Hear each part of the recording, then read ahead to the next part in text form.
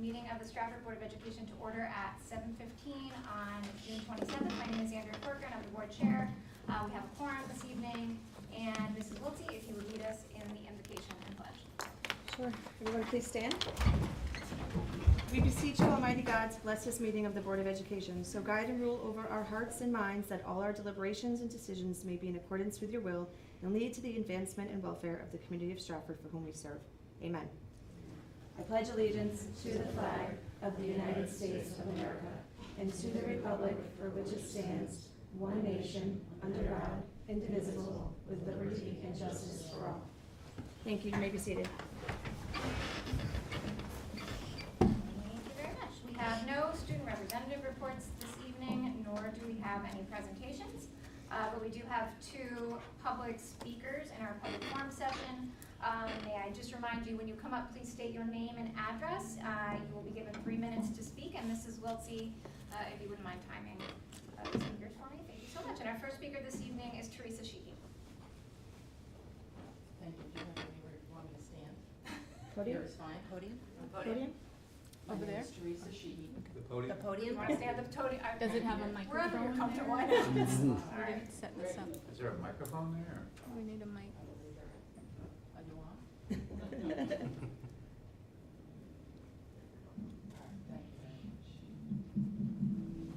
Good evening. My name is Teresa Sheehy. I live at 190 Chapel Street, Stratford, Connecticut. I am a resident, a heavily invested taxpayer, a former BOE secretary of the Stratford school system.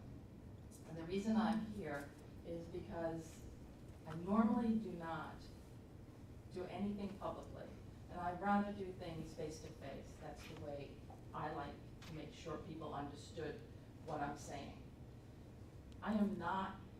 I'm extremely disappointed in some of the decisions that have been made in the previous 3.5 years in regard to this school system. And I am not wondering that we are beginning to become a very political-minded board, and that's not the job of the BOE, because I have seen, I have heard from people, and I have been very quiet, but I am no longer going to be quiet when I see the school system going down, not as good as it used to be over the 28 years that I've lived here. And I'm concerned that the personal and political grievances and agendas are coming into this room, and they should not be. That is all to be left outside the door. When we talk about our students, our faculty, our administration, it is with a community, and that's what we are here in Stratford. We are a unique community, and I do not see any cohesive getting together of the town council, the mayor, the administration, and the board, and that troubles me. I really believe that we need to look at ourselves, make sure that when we walk in this room, we're here for the children, we're here for the betterment of the programs, and for our faculty who have to go through a very hard time, not only with the COVID situation, but with students and families that they come from, because not all families are the same. So here in Stratford, we have always had a very good school system. We have always tried to work together as a team, not as factions. And I would like that to continue. But unfortunately, I saw something tonight before I came here about a takeover of when 3 members of the board leave. And I'm concerned about the public announcements that are going out there. And I don't know if you're aware of it, but I am, and I'm making sure all my friends who are residents here in town are aware that the people sitting in your Thank you, chairs. Mrs. Sheehy. I'm sorry. That's 3 minutes. Oh, Sorry. all right, Thank you. thank you, Thank you, Ms. Sheehy. thank you. Our next speaker this evening will be Najaya Walker. Nigel. Thank you, Nigel Walker.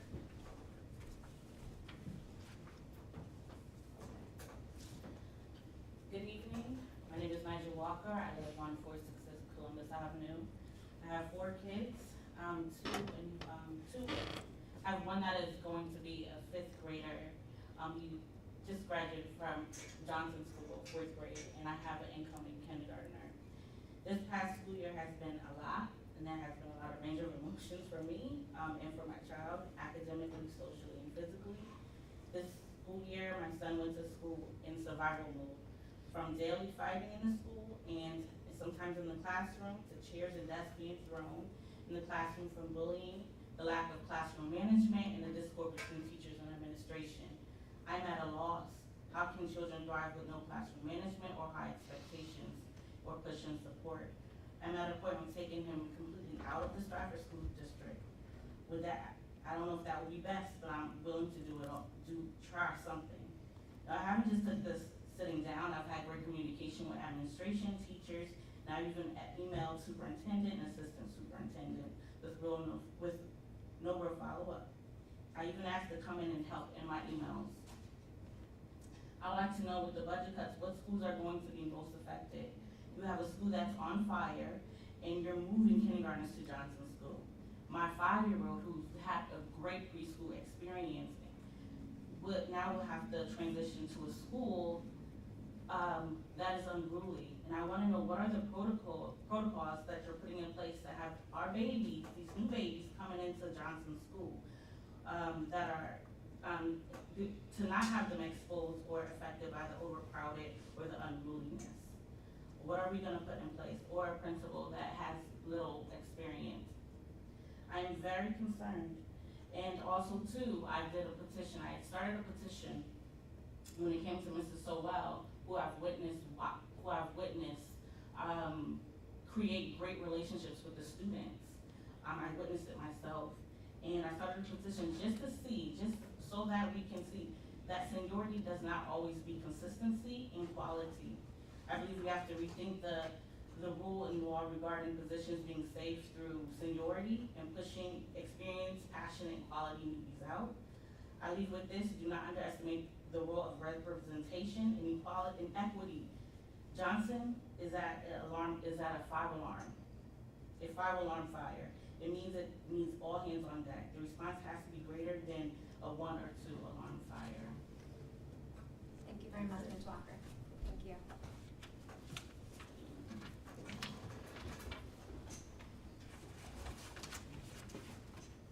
Moving on to our, oh, yes, sir. A question, in the, on our agenda, in the public forum, it states that people have to call. Is it before, they have to call Ms. They Lakutis? can call her before, or they can sign up at the meeting. I believe Ms. Walker signed up here, right? And you can sign up in advance as well. So you have several options as to how to. Well, that's not how this, that's not how you submitted a request to speak. If the meeting request to speak must be done prior to the meeting through the board It says in secretary. person. In person or via, well, I mean, I think maybe we need to clarify that, because I have a number of people who commented to me that it's their impression that they have to call ahead. It makes it hard and difficult for some people to do that. We'll make it clear that you can sign up at the meeting in person. And I know I think in our agenda, I saw the sheet, the sign-up sheet was part of it, but I think it would just make it easier for people who, Sure. felt that if it, and the other part is it says that, comments are limited to issues on hand on agenda topics. Yes. The policy states that comments and questions at a regular meeting may deal with any topic related to board conduct of schools. I mean, are we limiting? I mean, the history of that was that it became, that language entered the public forum piece several years ago. There had been some issues. I mean, I'll be honest with you, at the moment, as long as it's kept in rein, you speak about what you want to speak about, Okay. honestly. It's there, but yeah. The decision, Mr. Henry, for history, was made because it was completely not Board of Education related. So keeping it to why we're here, was the comments that were. Maybe we want to say related to board matters, or Sure, maybe just. sure. And again, we don't have a lot of people coming and speaking. To date, we haven't, but Sure. in the future, just, You bet. so people Absolutely. feel more comfortable. Anything to increase engagement, I agree. Thank you. Thank you. Moving on to the administrative executive report. Before we begin this evening's reports, just a friendly reminder to the board to please maintain professional decorum during the board question period.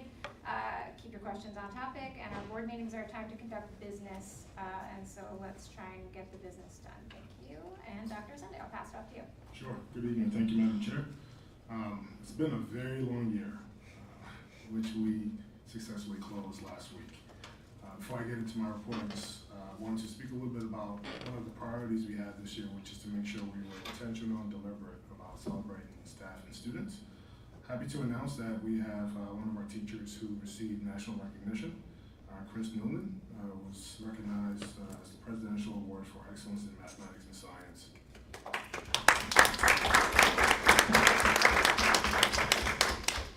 Outstanding. He was in Washington, D.C., representing Stratford in the state of Connecticut. This actually brought me chills when I had a chance to experience this. In the early week of June, both high schools had their scholarship events. And if you were fortunate to join us, I would say that the community of Stratford does this better than any place I've ever seen. Across both schools, our graduating seniors were awarded the excess of $830,000 over the course of 4 years. Bunnell bringing in about $425,000, and Stratford High School at $406,000. I think that deserves a round of applause. That is. On behalf of the Stratford Board of Education and Stratford Public Schools, we'd like to extend our appreciation, our gratitude to our donors for supporting our students. Last, we had our graduation, which is just on a beautiful day, and both at Stratford High School as well as Bunnell High School, we would graduate the excess of 500 or so now alumni. I just want to give a shout out to the faculty and staff at each schools, extend appreciation on behalf of the Board of Education to our families who were in attendance. Both graduations ran so smoothly, and I know that we have 500 plus alumni who really, really enjoyed the day. We wish them well, and we thank them for their time through the Stratford Public Schools. The last piece that I'm looking to report on is our strategic plan. Over the last 6 to 8 weeks, we spent a lot of time developing a new strategic plan, as the existing strategic plan was scheduled to sunset this week. I am happy to report that over the course of those weeks, we had about 36 or 40 people who participated, and through the process, which was facilitated by an outside consultant, we were able to do a couple of different things. One, we refined our mission. We unanimously selected our vision, which is the portrait of a graduate, and then we identified priority buckets. In all, there's some refinement to be done, but we plan to present this full strategic plan to the Board of Education during August meeting. And that's it for the superintendent's report. Thank you, sir. Any questions?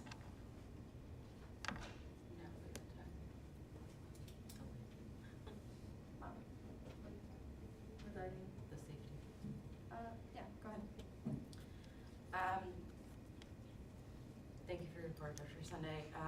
I had a couple of questions about a new position that was listed on the website for I believe it was a safety director or safety administrator of some sort. Sure. And I was wondering if you could explain a little bit about that. Yeah. So we have a resignation in our residency officer. What I am looking to do is consolidate certain responsibilities. I have been very open and transparent that school safety is a priority. I think our board members have had ongoing discussions about this. And I saw an opportunity that I think will benefit the work. So we redesigned the position in a way that keeps that person fully committed to the Board of Education and Stratford Public Schools to carry out the work in a systemic way that makes sure that, as you've heard from some of our public speakers, that we increase the safety outcomes across all of our schools. And where's the funding for this position coming? Sure. So I said we had a resignation, as we go through the process, we are going to find some opportunities through resignations to fund some fiscal savings, and we'll use that to offset the balance for the new position.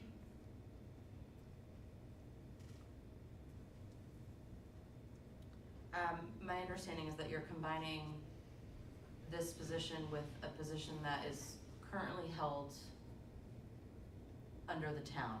I haven't seen the agreement, but what is happening with that position? The town is funding that position currently, and you're combining it with a resigned position? I can't speak to what the town will elect to do with that position. That's outside of the purview of my office of the Board of Education, but your understanding is correct.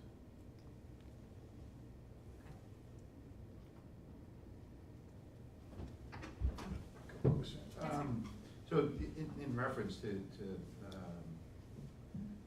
Mr. Ciccarelli, he was asked, he was told services would no longer be needed here at the Board of Ed.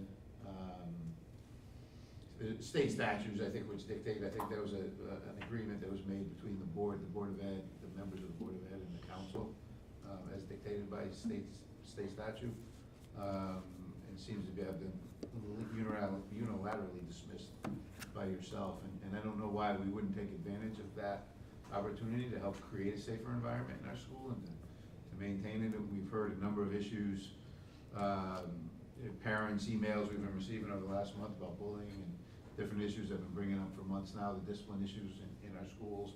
Last month I brought up the attempted stabbing that took place in one of our high schools. And I'm just trying to get a sense of why at this time are we reducing that help and that presence in our schools to create a safe environment, both for our students and our staffs? Yeah, no, I would actually ask you some probing questions. It's possible you're misinformed. About what? I would say without diving a little bit deeper, we do not publicly speak about personnel issues. Okay, that's where I would start. But as you speak about the discipline issues across our schools, I'm not entirely sure how, through your observation, that specific individual, that specific role has aided in decreasing those behaviors across our school system, right?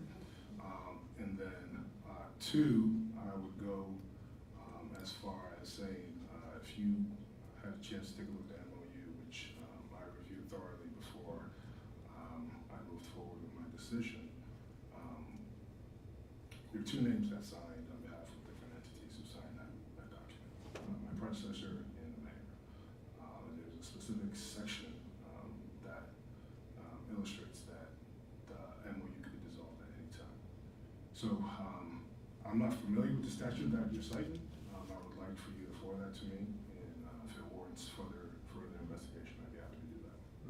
And I think we did ask for, I think somebody had asked for a copy of the MOU, and we hadn't seen it, so, it just seems difficult to get information at times. Yeah, no, it's not. I can certainly, I got my hands on the MOU, so I'll just maybe make sure I get that to the board, the full board, but it's also accessible from the town as well. I'm sure they have a copy of it. Yeah, but we're Board of Ed members, that's why we asked the superintendent. It has been asked, we will get it. Well, but I can't, the whole point being is I'm asking questions based on the information I have, and if we had been given that information when it was requested, we could have made a little more informed decision perhaps. I did not personally see a request for the MOU. I saw a request for the contract for the new position. I received a request from Ms. Bedell today. She was the only person who I received that request from. I did not receive it from Mr. Henrik. I didn't ask, and I didn't say that I did. I said it had been asked, but we haven't seen it. I thought you just stated that we made a request. Well, we as the board, a member of the board, so when I say a member of the board, I say we. Yes, and if you'd like me to be more specific, Ms. Bedell requested that information, she had not received it yet. When I say we, I mean the entire board. Well, what I'm also sharing with you is that I did receive the request, okay, and I received it today. I had a full work day today. Obviously, we had 2 meetings back to back. That information will come to the full board. That's realistic. It might be helpful. Thank you. Excellent. Any other discussion or questions for Dr. Sunday? And again, back to the discipline, what are our plans for the future? I mean, it's been a significant issue this year. I haven't seen any big changes. We continue to hear issues about discipline going on in the schools. What what are we doing, what is our plan for the future? I'm sorry, I think I would just add that the creation of this position is a full-time attention to these matters that come up every week, every month, right? We're talking about residency, we're talking about safety. We deserve the full-time position of someone to handle all of these issues that are constantly talked about, I full-time. I entirely agree that the position, rolling the position into one is a smart idea. My concern is that there's budgetary restrictions and the town is already paying for a large chunk of 50%. that. And that's a big chunk, that's another But position. that's something we get And we're also back. talking month and month and month about how things aren't working, and so let's try something new. Would be my hope, as we move forward with this, is that we try something new and we have, somebody solely dedicated to our schools, to our students, and to our board. So I can speak to Mr. Henrik's question about one of the plans, okay? I think it's well documented that there's been wide conversations about student behavior, student discipline, and you specifically have spoken about vandalism, right? Amongst other things. Amongst other things, correct. One of the things I've shared with you is that given the challenges of what the school day looks like, it's hard for people to intervene in those behaviors because they have so many other commitments, and we just flat out don't have the physical FTEs to respond in a timely way to some of those things. I have some ideas. I'm having conversations with a lot of people. We're doing a lot of research. I have some meetings scheduled this summer. Conceptually, I have a plan, and this is the first step of that plan. At some point before school starts, we will roll out what our safety plan will be to make sure that our schools increase in safety and this physical safety of our environment. I spent a lot of time listening to parents like Ms. Walker this year. I spent a lot of time talking to teachers about the behaviors that our kids have been exhibiting. Spent a lot of time talking to kids about how they make some of the choices that they make. Fundamentally speaking, it's easy to intervene if you have people who are positioned to intervene. At this point in time, Stratford does not have that. And I would go as far as saying that some of the behavior challenges that you are referencing probably also predate the pandemic. So by itself, I would hesitate to say that because the kids were isolated for 2 years straight. That was the sole reason for a spike in maladaptive behaviors. But nonetheless, this is our reality. And in order for us to do some of the things we want to do academically, we need to make sure that there's some level of balance to what the climate or the tenor of the school day looks like, so our teachers are positioned to do their work. That is part of my plan, which I introduced to the board. That's one of my focal points through the Alliance pieces. So there are some things we will look to do. Okay, it's in process, and just stay tuned. Yes, ma'am. Okay. To the point about the new position, I just want to thank Dr. Sunday for, doing the work to bring about efficiency. Like, we talk about this a lot. Him being a new superintendent here, he's coming in with fresh eyes on how we've been doing things. And these sorts of changes that we're seeing are a way to restructure things and, get a better yield from what we're doing. Kristen, you brought up the fact that the town is covering a portion of this position, but I remember sitting here when our principals stood up in front of us and asked for more psychologists, more therapists, etc., and could not get that. But the town gave us a position that we did not ask for when our principals were begging for other support. So what I would like to see is more questions asked in terms of what we need to support our students, and the town to come in and offer that support, not determine what they think we need. Do you understand? Like, yes, if they have the funding to give us additional resources, ask us what we need, how they can support us and what exactly we need for it. That position was requested a couple of years ago by the former superintendent, and it was denied at that point. And the town put into place, or the town and the board put into place this agreement or understanding in order to suffice that need. So that was in response to a need. That's not my recollection, but I appreciate you bringing in that history. I'm just speaking to you from me sitting up here over the last 2 years and watching our principals come with their request of what their individual buildings need, and us not being able to give that to them, but we're able to fund a position that, you know, we could have put that money elsewhere. And I'm not saying we don't need the position, because as Dr. Sunday is, you know, consolidating and restructuring the roles, but I just want us to be mindful of those sorts of contributions. It needs to be more collaborative, and we really need to be listened to in terms of what our needs are, if there is additional funds available on the town side. While I hear what you're saying and combining, again, I agree with combining the positions, I think that allowing the town to continue to pay for that and perhaps approaching them and saying this is what we need from that position, as opposed to taking that sum of money, whatever it might be, and paying for this position out of the board budget and using that money perhaps for another support service or psychologist or, you know, whatever it might be, wherever we can get In that fairness, support. the bulk of this salary will be coming from the resignation or retirement of our residency officer. That's correct.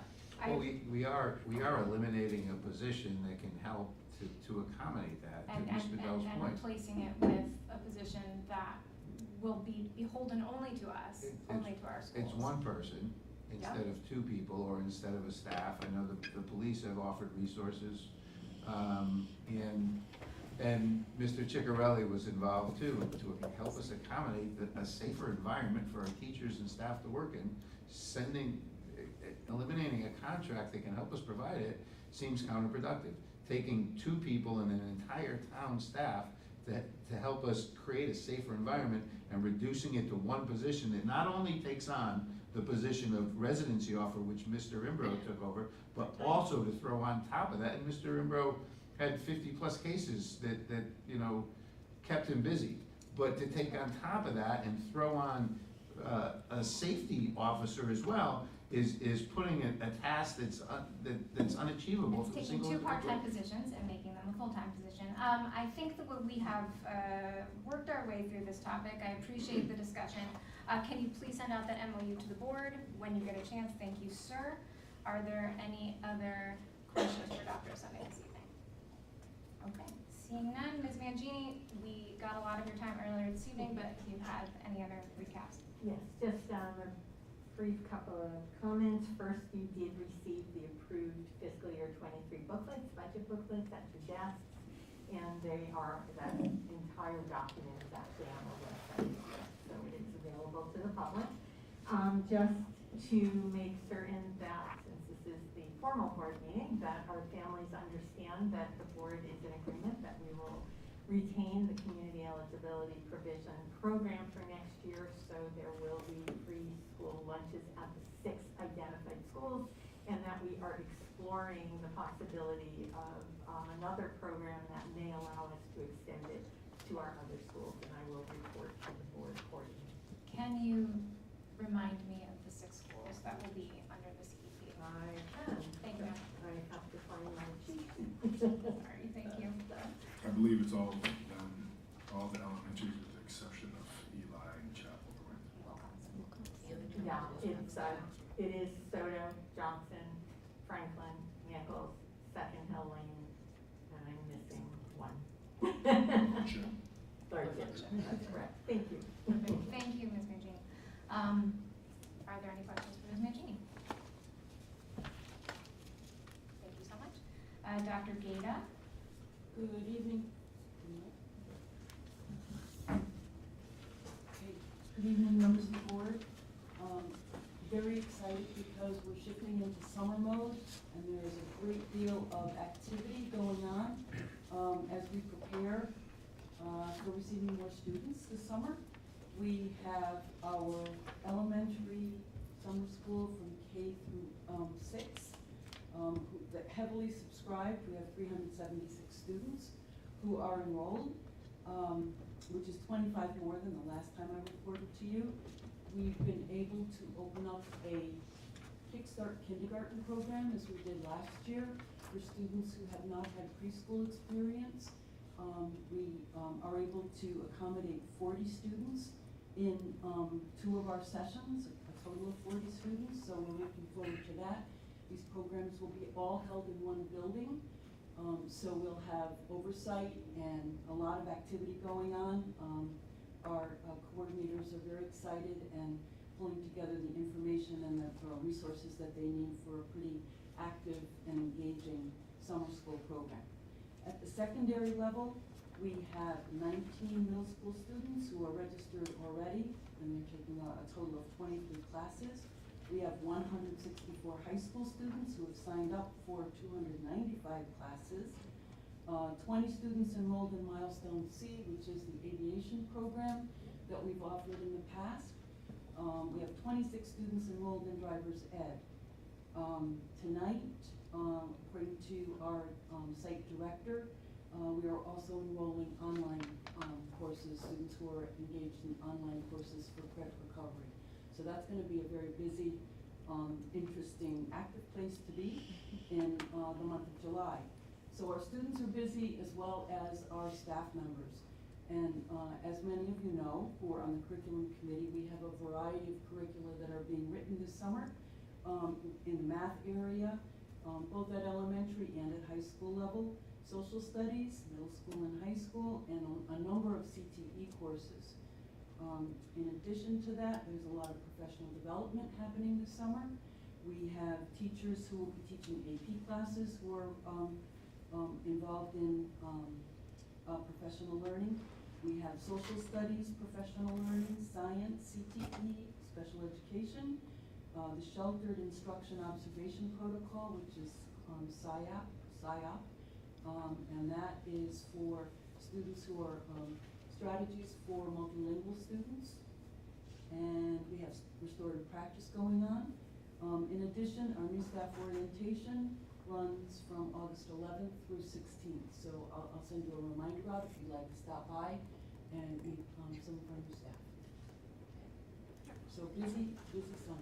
Sounds like it. Thank you, Dr. Gata. Any questions for Dr. Gata? Yes, I ma'am. do have a question, Dr. Gata, and I forget because it's been a few years since I registered a child, but do we track how many or what percentage of our incoming kindergartners have preschool experience or not?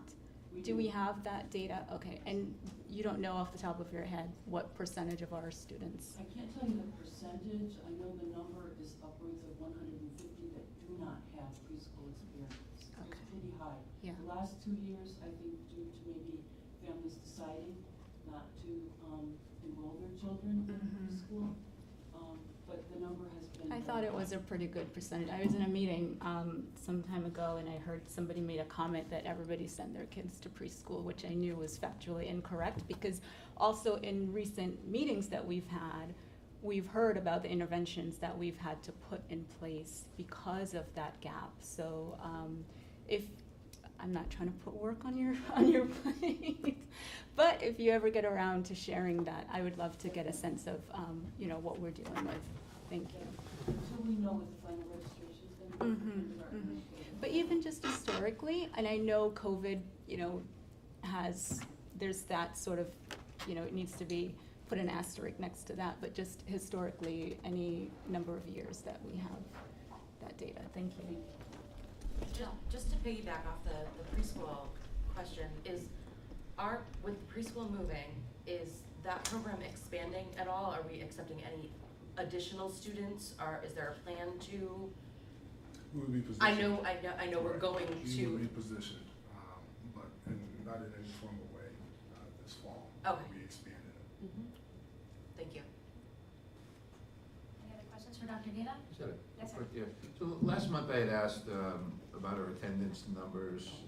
Chronic absenteeism has been a long-standing issue in Stratford schools. So what are we doing to? I mean, it continues year after year after year. And again, I can't say this year because I haven't seen the numbers, but going back, that was one of the big issues with our are getting into the Alliance District. It was an issue last year. I don't know what the numbers are this year. What proactive things are we doing to try and stem that issue? So part of our plan is to increase communication, to involve families more in understanding, inviting them into schools, which we haven't been able to do for the last couple of years. In addition to that, trying to have more personal one-to-one conversations with students, particularly those from middle school going into high school, so that they can understand what opportunities they have at the high school level. Stratford has a phenomenal number of programs at the high school level where students can graduate with marketable skills, whether it be CNA certification, etc. So one of the things that we want to make sure of is that when students come to school, they can actually see the future for themselves. And so those are the conversations that we're having with not only with teachers but with parents as well. The other piece is we recently, through ESSER funding, have been able at each building to have what we call family outreach. And so when each building has an attendance review committee, which looks at the number of students who perhaps are not attending school and finding out why, if there are supports that families need, or if there are if there's some reason why students are reluctant to come to school, for us to try to provide some of the supports that are needed there. But to your point, that certainly is a huge concern of ours and a priority to get our students into school, because in order to be able for them to be successful, we have to have them coming to school.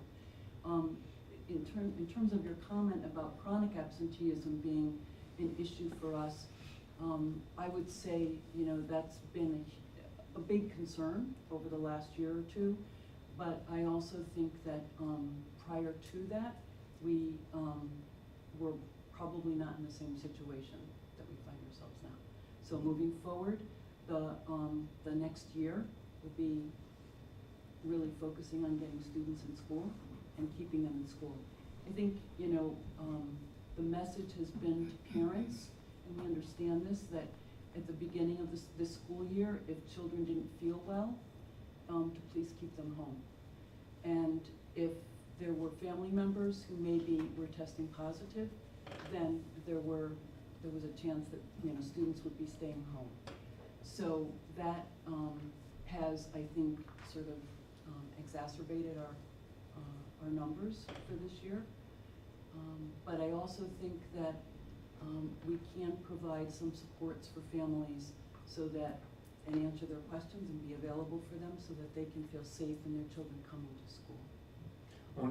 One of the things with the COVID numbers, though, the state had adjusted their numbers and made allowances, I guess. I think what I read in the report, but Stratford was still significantly above the state average. So, and that was even using the adjusted numbers. And I think I'm sure they adjusted it for every district throughout the state. So, but we're still, as we have historically been significantly above the state average in chronic absenteeism.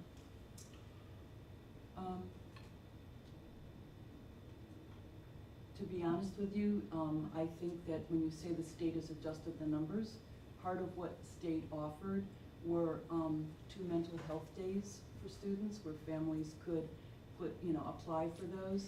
Many families did not choose to do that. So those were opportunities that families had, yes. There also was an opportunity if a child was medically absent, because of COVID and that, they had an opportunity to make up work and things like that. And so there was some adjustment for attendance as well. Yeah, but again, my point being, even with the adjusted numbers, we were significantly above the state average in chronic Above where we absenteeism. were in the past. But above the state average, in the report that I received. So, but all right, so that, and then I've heard from a number of teachers report cards and from parents when very small number of parents look at report cards, and typically they don't know or don't care, I don't know what it is, we grade on a 1, 2, 3, 4 now, I believe, but they don't know the issue with their kids. I was talking with one parent who had said to me that if they had known there was an issue, they would have done some type of intervention sooner, but based on the numeric scoring system that we use now, they were under the impression that there was no issue, and then they got a phone call and said, hey, you know, we need to talk about your kid, and they were very surprised that that was there, but there was no, when I was in school, we had A, B, C, D, E, and F, or A, B, C, D, and F. You know, if you got a C, you know, if your parents expected A's and B's and you got a C, you had a meeting, but I think parents had a better understanding of the situation or the progress the kid was making, and it's my impression from talking to a number of different people that there's no real indicator now as to what that progress is by a quarterly report card. It's just, you know, it's very vague. Our elementary schools use a 1, 2, 3, 4. It's from grades K through 6. It isn't new. It's something that's been in place for 6 years now. So it's not a new system. Parents have access to their students, to their child's progress by going into Power School. They can sign in at any time. One of the adjustments that we made was a change in the district website so that parents now could actually, because many parents access that information on their cell phone. And, you know, prior to our recent migration to a new website, the whole report card didn't fit on the cell phone. And so with the new website that we have, parents, you know, have an easier time in looking at their child's progress. In addition to that, we've also, because it was more, it was easier for parents to see their child's report card, we always provided a hard copy for them if they asked for it. And so we recently went back to doing that, at least in 1 or 2 of our buildings, providing the report card as a hard copy, as opposed to just online. So. May I also add, I know, at least personally speaking, when my family was at Wilcoxon, they had information sessions for parents to attend, wherein they would detail what a 1 means, what a 2 means, what a 3 means, what a 4 means. They had examples of work. It was actually a really excellent workshop. It was just not well attended. And so, you know, the family outreach piece, I think, is always a work in progress, and that's always something that we can work more on. But I know that the attempt has been made by the district and by the schools to, you know, put that information out there. It's a matter of, you know, hopefully just pushing it wider so that all parents are aware that that information is out there and available. And maybe somewhere along the way, getting some teachers' input into how they could better, I'm sure they have plenty of opinions on how they could better reach the parents of the kids they're teaching. Thank you. Ms. Wilsey? I just have a question. So, Dr. Gato, the family outreach engagement, amazing. Caseload's obviously very high, right? Because of the I'll just say that my call was towards the end of the year because of the last name order. I didn't need it, but is there any way of mining down the lists for those outreach workers to really just focus on the kids or the families that need it? And 2, post-grant funding, will these opportunities still exist, or will they fall under a social worker, and how can we best remain consistent in supporting through this model?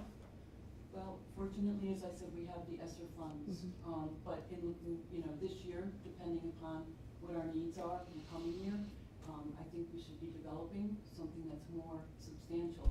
In terms of the outreach itself, usually that information, as I said, came from the building attendance review committee.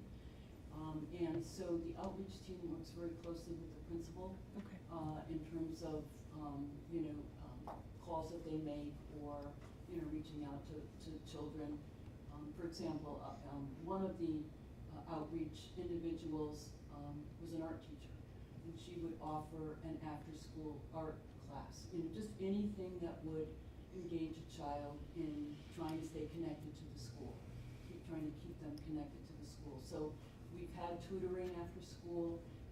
We have a number of opportunities for students, but we also were trying to, I shouldn't say we, I have to give credit to those who came up with these ideas, that, you know, they knew that this was something that was going to be of interest to the child, and so that's what they offered. One group offered just a game the game opportunity for kids to get together and play board games. So anything to try to keep students interested in coming to school and being with their friends. I believe, if I could just add one last thing, they do a phenomenal job of trying to get families engaged and children a part of these programs, but it sometimes falls short because they aren't able to fill them. So I think maybe it would behoove us and everyone in the community to speak more about them and the opportunities for them, because they are grant funded. It's a free after school program for many, but unfortunately are never full because people just, they don't, take part in it. So whatever we can do to help, spread that information through the community, I think would be helpful. Any other questions for Dr. Gaten? Great, thank you so much, Dr. Gaten. Moving on to our consent agenda, there is one correction, my friends. If you look on page 8, I have it marked. If you look on page 8 of the May 23rd minutes, sorry, it should read under proposed mentor text ELA curriculum book list. It should read that the above referenced text was passed on a motion made by Mrs. Wiltie, seconded by Mrs. Carol Fabian. Roll call vote in favor, 6-1, with Mr. Henrik opposed. So that correction will be noted. And on our consent agenda today, I will entertain a motion to approve the meeting minutes from May 23rd, 2022 regular meeting, hold on, I have all of this. June 6th, 2022 regular meeting, sorry, special meeting, June 15th, 2022 special meeting, and our personnel document. Ms. Bedell. So moved. Second. Second by Mrs. Wiltie. Any discussion? Madam Chair. Yes, sir. And the May 23rd meeting, in comments to the superintendent, I had mentioned an attempted school stabbing, to which Dr. Sunday stated it didn't happen. I'd like to have that recorded in the record. Okay, duly noted. Ms. Lykudas.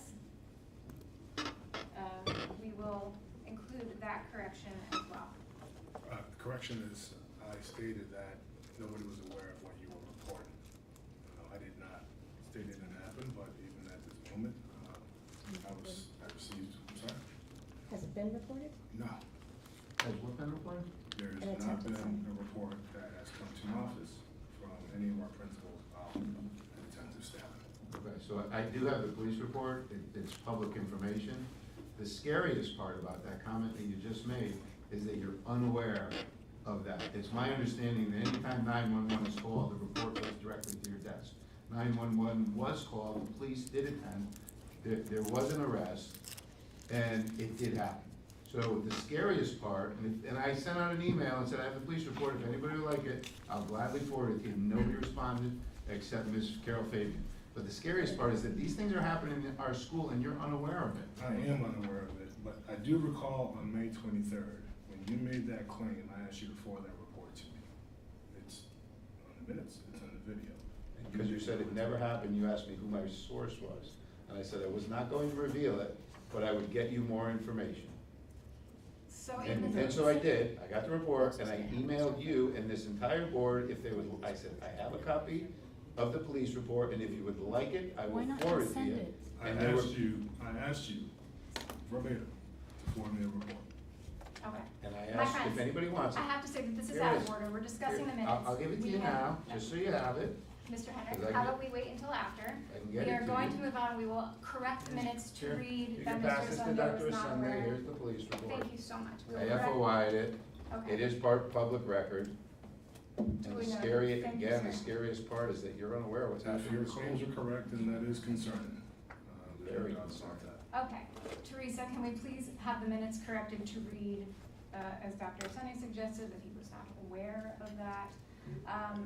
Seeing both of those corrections, are there any other discussions on our consent agenda this evening? Okay, roll call vote. Ms. Cubey? Mrs. Wilson? Yes. Ms. Carol Fabian? Yes. Spring. Ms. Bedell? Yes. Mr. Henrik? Aye. Chair votes yes, passes 7-0. Thank you, friends. Moving on to items for action and discussion, there are no budget transfers that came to us from the Finance Committee. However, We did get one motion passed on from the Finance Committee, and so I will entertain a motion to authorize the Chief Operating Officer and Director of Finance to make the necessary budget transfers to salary and benefit accounts and to pay other standard charges. These budget transfers may exceed $7,500. The Chief Operating Officer and Director of Finance will report all budget transfers made to the Finance Committee and the Board of Education. So moved. So moved by Ms. Cupie. Second. Second by Mrs. Wiltsey. Any discussion? Great, seeing none, roll call vote. Mr. Henry? Yes. Ms. Vidal? Yes. Mr. Kennedy? Yes. Ms. Calfabian? Yes. Mrs. Wiltsey? Yes. Ms. Cupie? Yes. Chair votes yes, passes 7-0. Our next item, and I believe, is that what, are you two here? Hello, we have special guests this evening. I will entertain a motion to approve the final project manual as prepared for bidding and dated May 27th, 2022, and the associated professional cost estimate for State Office of School Construction Grants and Review Project number 1380112 PV, rooftop solar photovoltaic system. The motion authorizes the chair of the Stratford Board of Education and the superintendent of Stratford Public Schools to sign State Form SCG 042, request for review of final plans for the Stratford High School solar project. So moved. Thank you, Ms. Cupie. Second. That was a mouthful. Second by Ms. Wiltsey, thank you. Any discussion?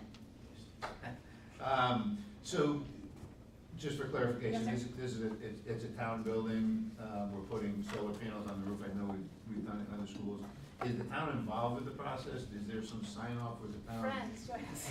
They have better answers than I will, Mr. Henry.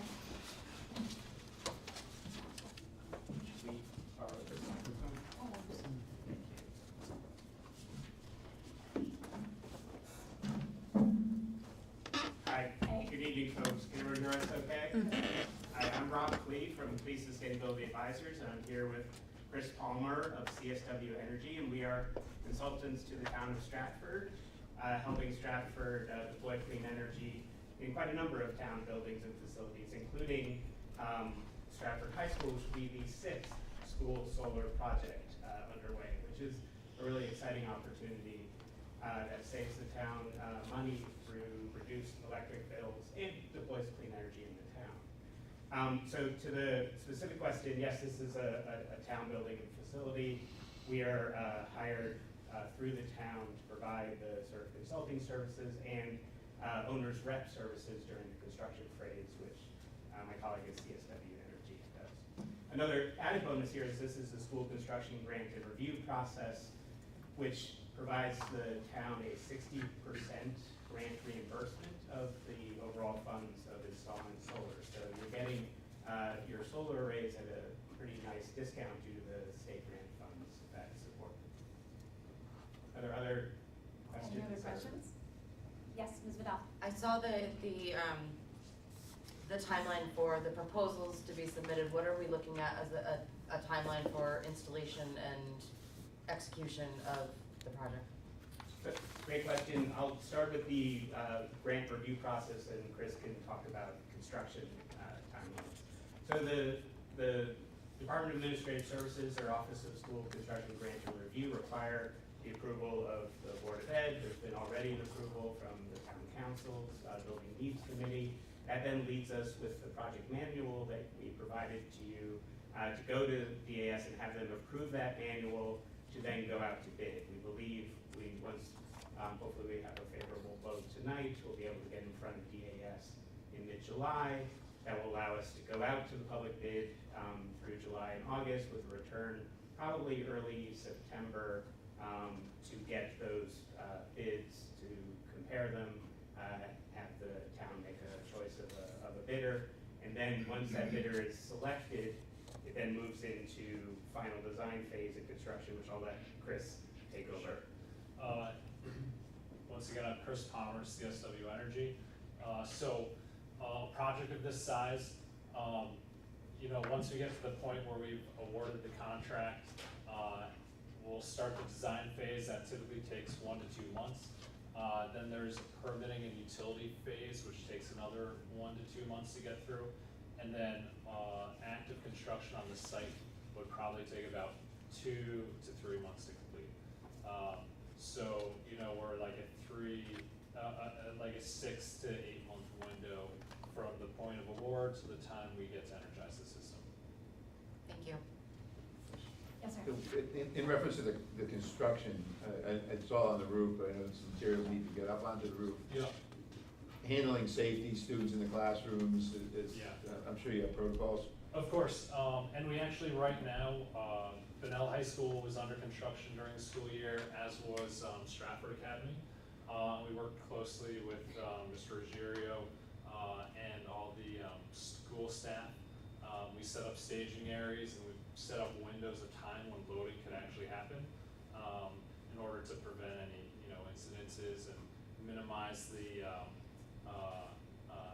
amount of time that the contractors are on the ground when students are out and around the outside of the building. Any other questions? Guys, thank you so much. Thank you. Seeing no further discussion, I will have a roll call vote. Ms. Cubey? Yes. Mrs. Wiltsey? Yes. Ms. Carl-Hagan? Yes. Mr. Kennedy? Yes. Mrs. Vidal? Yes. Mr. Hendrick? Aye. Chair votes yes, passes 7-0. Thank you so much for joining us this evening, guys. Much appreciated.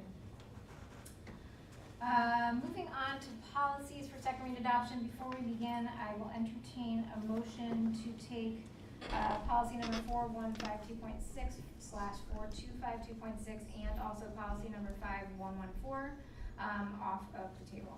So moved. So moved by Mrs. Wiltsey, second by Ms. Bedell. All in favor? Aye.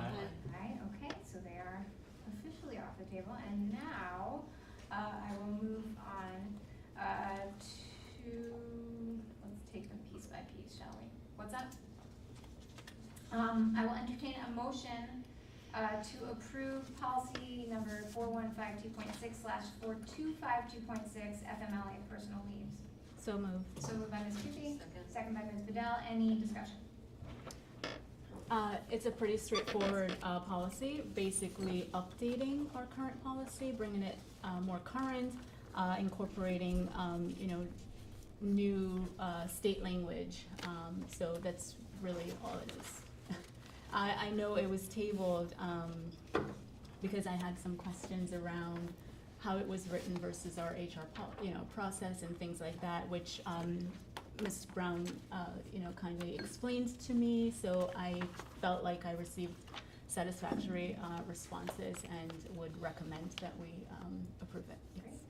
Thank you for doing some work on this. Any other discussion on this policy? Seeing none, roll call vote. Mr. Hendrick? Aye. Ms. Vidal? Yes. Mr. Kennedy? Yes. Ms. Carl-Fabian? Yes. Ms. Wiltsey? Yes. Ms. Cupey? Yes. Chair votes yes, passes 7-0. Moving on to policy number 5114. Did I run 3 ones? 5114. I will entertain a motion to approve policy number 5114, suspension expulsion. So moved. So moved by Ms. Cupey. Second. Second by Ms. Bedell. Any discussion? This one is also modernizing our policy, basically. As you know, we routinely go through and bring the outdated ones up to make them more current, so pretty straightforward again. I'll reserve, yeah, we're good. I concur. I love it. All right, any other We questions? talk it out during the No, meeting, and we, we're good. no, real, yes, honestly, and we incorporated things around, remember, you know, not long ago, we adjusted our policy for the impartial hearing officer, so we weaved in that language in there. We reworded based on other board members' feedback, Sean, maybe like even the use of some of the language around, you know, disabled students, right? So we've updated to say students with exceptionalities or students with disability, not disabled, you know, those sorts of language, so. Yeah. I Great. appreciate the modernization. Any questions, discussion concerning? I think my only question would be, Yes, ma'am. Madam Chair, when policies like these get updated and approved by the board, how are they relayed to our team? So how are staff made aware? If they're not watching, they're not paying attention, will this be something that's at presentation at PD? I would just like to see consistency throughout the district with some of the updates in our policy. That's a good point. And there is usually with each policy, there's sort of, I forget the term, I'm blanking on it, it's the end of the school year, but sort of how it's implemented. you know, like what is it, I'm blanking, Dr. Sunday. Regulations. The regulations that go, you know, Policy exactly, charter. and so sometimes we would discuss, like, okay, so who's gonna oversee this, right? And that would be explained to us, by the superintendent and whoever else, was brought into the meeting. But it lays out, like, literally the execution of the policy, which we don't necessarily oversee, but we can give feedback on. So that's a very good question. Mhm. In other districts I've been at, I've seen after a board adopts a policy, it goes out to all building leaders, because on the ground level, they're responsible for its implementation. We will adopt those practices here. And I ask, and I'd like to use this example just so that the public is aware. During a conversation with a teacher, he spoke of the struggle of keeping kids off of Netflix when he's trying to teach.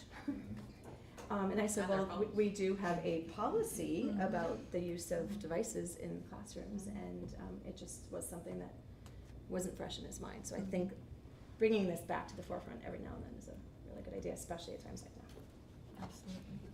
Absolutely, thank you, Mrs. Wiltie. Any other discussion around this? Seeing none, roll call vote. Mr. Henrik?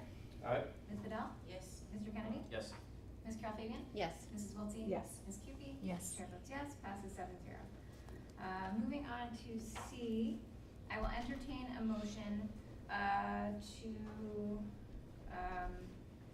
amend our athletic eligibility provision to align Stratford Public Schools with the SEAC eligibility provisions, considering our presentation that we received prior to this as our first read. So moved. So moved by Ms. Cupie.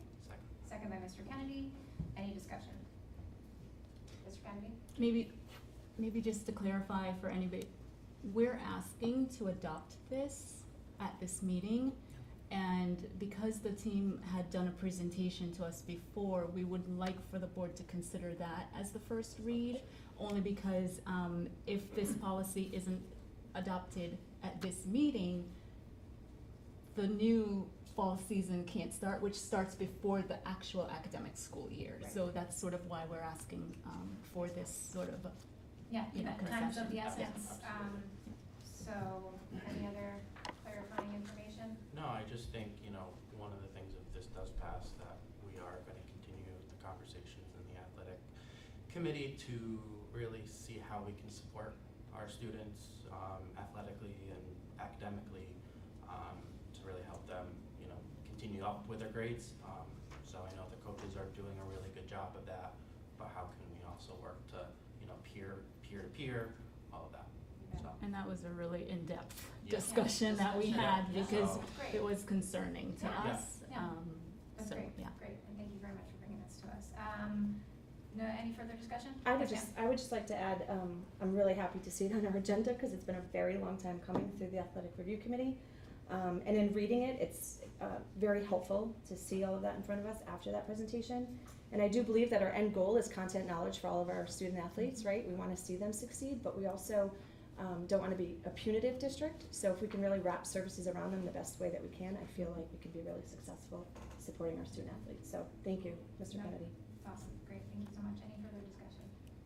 Seeing none, roll call vote. Ms. Cupie? Yes. Mrs. Wiltie? Yes. Ms. Carol Fabian? Yes. Mr. Kennedy? Yes. Ms. Bedell? Yes. Mr. Henrik? Aye. Chair votes yes, passes 7-0.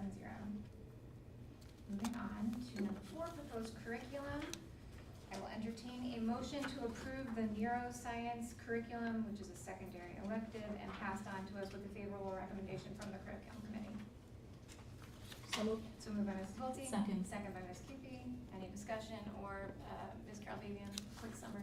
Sure. As far as the neuroscience course goes, the course aims to explain how we perceive and interact with the world around us. It includes how we move, think, feel, and learn. This course is intended to introduce students to the study of neuroscience. Topics will include the anatomy and physiology of the brain, neuron functioning, neuropharmacology, learning and behavior, as well as disorders of the nervous system.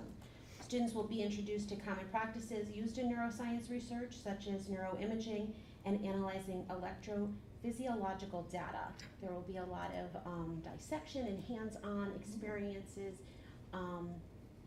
that this course will offer, and give our students an opportunity to explore this area before they decide they want to perhaps make a career of this. Wow, cool stuff. sounds amazing.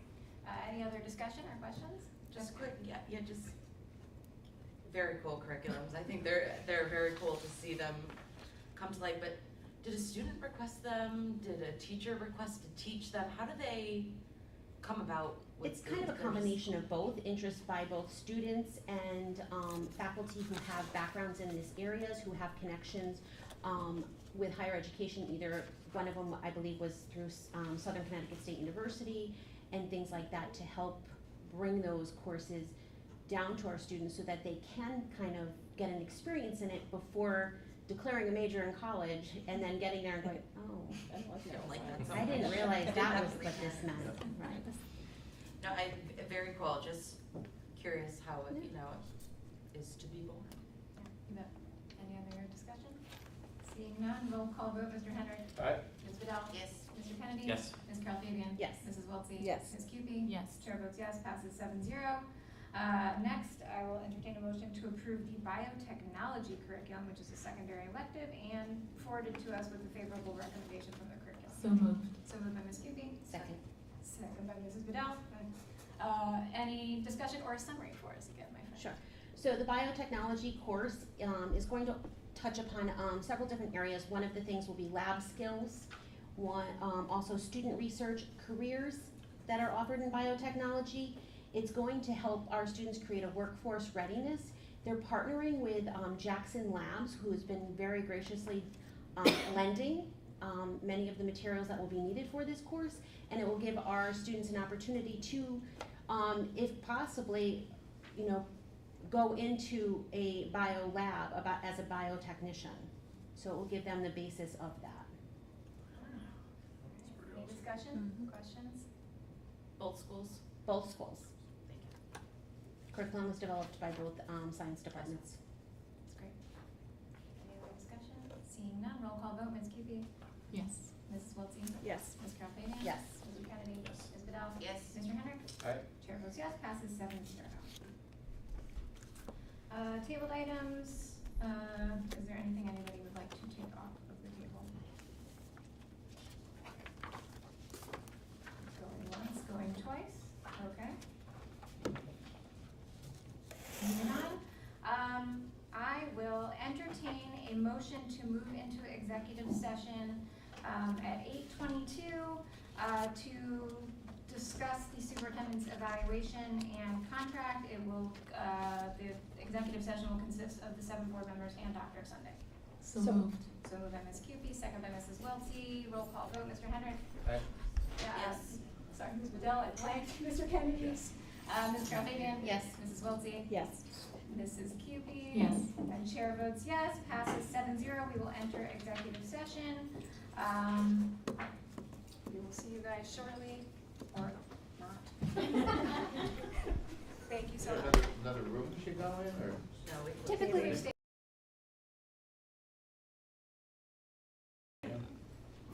Going to bed.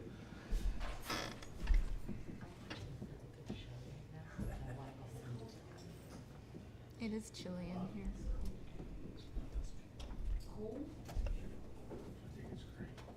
I'm freezing.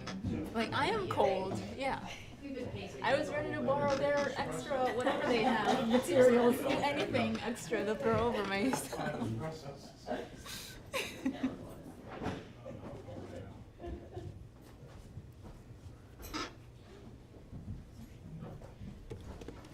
Girl, you literally knocked me over.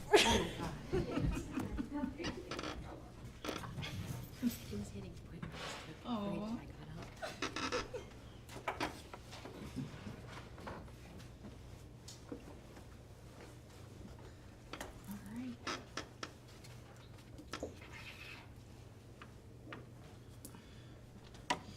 We're back. We are reconvening in public session at 10 o'clock. Just to reiterate, there were no votes taken in executive session this evening. We need a motion to come out of executive session, right? Yeah. So moved. Yeah, okay. So moved by Ms. Vidal.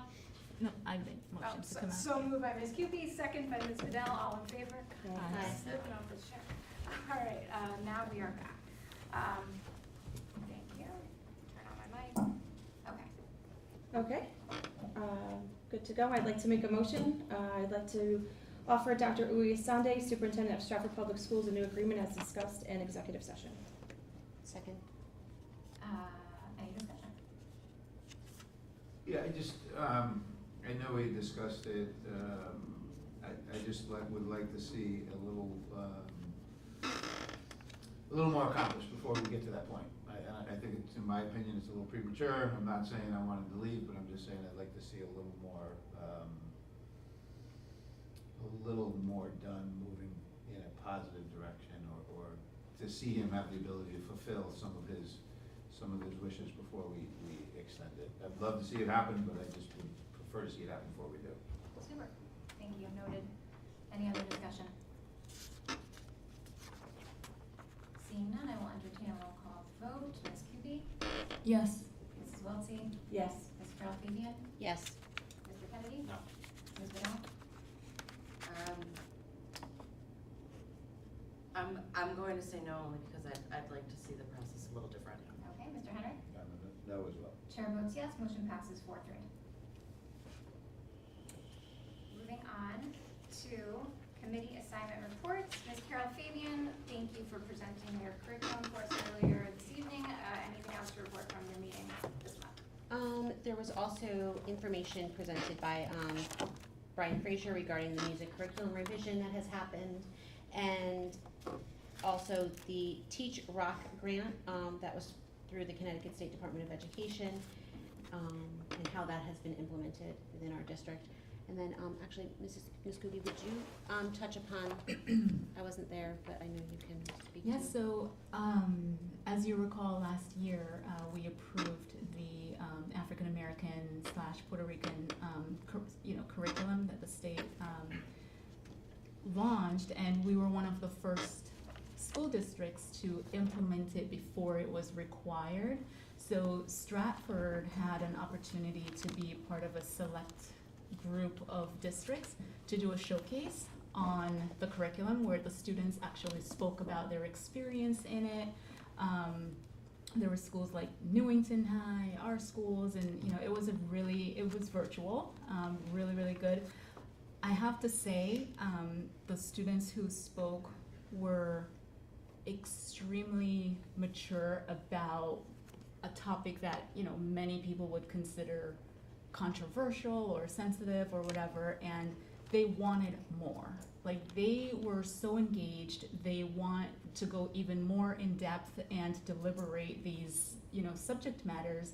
And I thought it was interesting when one student, I think it may have been Newington, who said, or maybe Stratford, who said, going into this, like, you must be open-minded, right?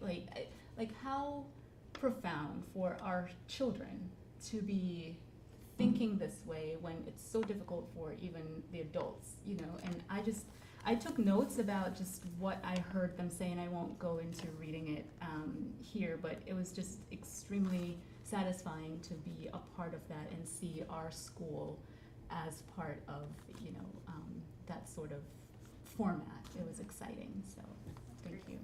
Great. Mr. Kennedy? We talked a little bit about the two policies that were, approved before, and I really liked the neuroscience one and the career opportunities and that piece to it. So I thought it was great. Great. Thank you, guys. Finance Committee, Mrs. Wiltie? Thank you. Finance Committee met June 1st. Thank you very much to Mrs. Corcoran for leading as Finance Chair that evening. We reconvened on June 6th and again on the 27th, just shortly before this meeting. A lot got done in the month of June with finance, and we will reconvene at the end of August. Enjoy July. School planning, Mr. Henry, Ms. Kuby? Yeah, so we did the tour of the two schools, got a better sense of what's there. I know that back in, I think, 2010, they had done a study as to whether or not we could move the 6th grade up to those schools. Hopefully we can get a copy of that report. And then once the committee has an opportunity to digest some of that information, I think it would probably be, the next step might be to sit with Dr. Sunday and see if that's something, a reality, something, the direction we go. I know we're one of the schools, few schools in the state, if not the district, that does the K through 6 model, so getting in line with some of those, but just looking towards our future and whether and how we implement that as a board in the town. Great, And thank I you. did also, I know we voted on the proposal to move, the pre-K to Soto, but I did end up getting a tour of that school and of Johnson House and kind of how they're looking to reconfigure things over there. And then I did get a chance to tour the ABA program at Second Hill Lane, which is just incredible what they're doing over there, and seeing the dynamic of the different staff members in the classroom with the student and why we need so many staff members and all of that. So really good experience, and we are doing a lot for our students. Like it is great. It's great that we're supporting them. Love it. Awesome. Liaison, Mr. Henrik. So we met, some discussion. There is definitely a desire to continue building a relationship with the board and the administration. Hopefully we can do that. We'll see where it goes from there. Can I ask a question of the liaison committee? Each agenda item, each agenda every month posted says questions made to superintendent. If it's indeed a liaison committee, can we add questions made to mayor or town council to that as well, for the Board of Ed to be able to have that dialect back and forth? I had asked Why not? our first I meeting. think that's a good idea, yeah. I'd say reach out to Laura Dancho. I She's did. the I tried. chairman. But maybe you, as a Board of Ed. member, Lisa, can you bring it did? to- I did, And what became of it? nothing. Okay, thank you. Thank you. Policy review, Ms. QP and Ms. Vidal. We heard a lot from you guys this evening, but anything else? We've been busy. We got a lot of stuff done tonight, and thank you for approving them. thank you, yes, thank you to everybody for going forward with that. Looking forward to the next, as I understand, there's quite a batch coming down our way. Yes. Excellent. That's great. Thank you, ladies, so much. Athletic review, Mr. Kennedy did not meet, but But we approved the policy today, so I thank everyone for that. The ADs will be very happy, and the committee as well. super. Great, thank you. Kate, Ms. QP. So quick update, they did put out a call for resolution submissions. The deadline is August 5th, and this is where, we do have an opportunity to present things that we would like to see across, whether it's, the state or whatever, that CADE can then put on their priority list to push through and try to get the state to implement or to create legislation around. I think one example is like Waterbury. I think they were the one who proposed the, the teaching, where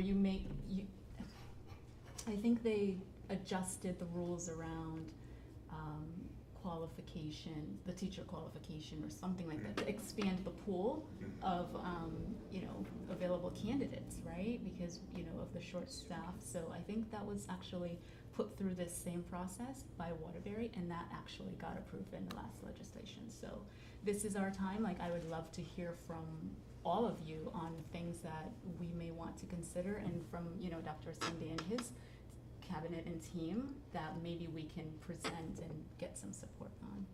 Exciting. Great. Thank you so much. CES. I did meet with them this month. They're wrapping up their school year as we are wrapping up ours, and anticipating a great year to come, and hoping that they're, as we come out of COVID, that their enrollment in their really amazing programs is rising. So stay tuned for more stuff next year. Stratford High renovation building needs, Ms. Keating, Mr. Henrik?